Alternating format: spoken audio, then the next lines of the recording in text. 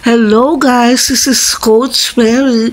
Yesterday, we attend sa Pasay City sa Juan Sumulong Elementary School para sa meet-up ng Rotarians ng The Magic Group at siyempre naman nagbigay si Coach Doc Arwin Serrano para sa kanyang birthday celebration ang pagbibigay ng workshop for mental health awareness. Sa parents, sa atin po, final lang po tayo, yun po sinabi ni Sir.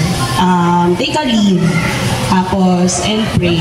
Yun po, hanap po tayo ng mga bagay na magpapasaya po sa atin. Yes!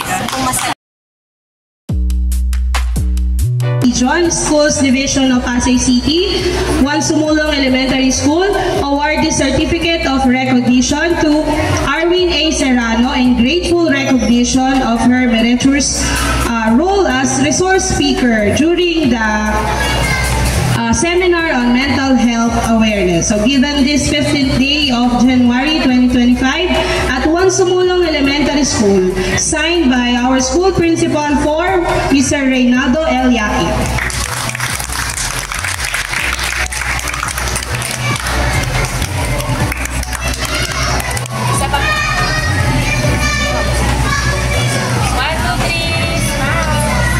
A round of applause.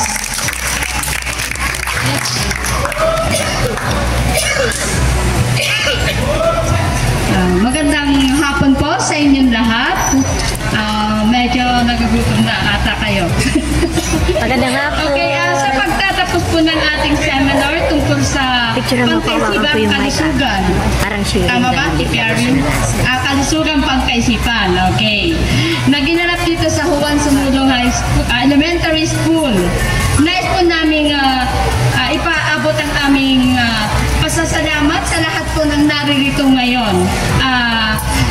Maraming salamat po sa inyong pakikisa sa amin sa ngalan po ng Rotary Club of Pasay West.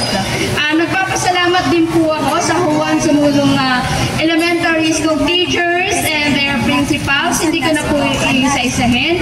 Maraming salamat po sa pagbibigay ng daan sa amin upang may paabot sa inyo ang tungkol sa kaisipang pangkalusugan.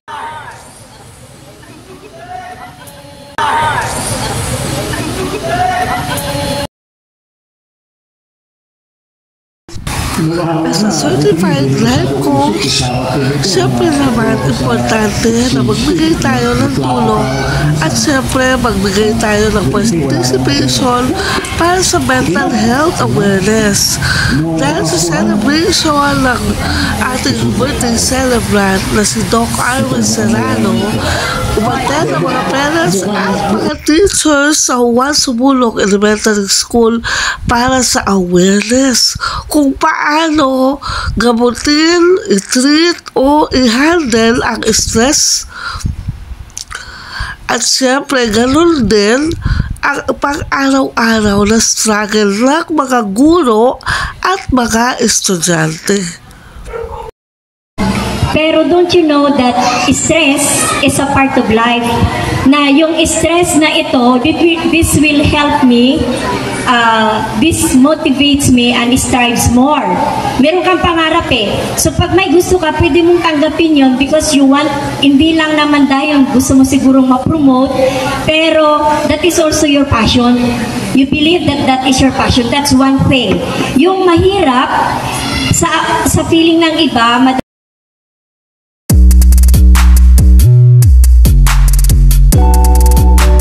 kasama ang school principal, teachers, at ang mga faculty members. Pero don't you know that stress is a part of it? Coach Esmeralda Katabay, nagpunta kami doon para magbigay ng workshop.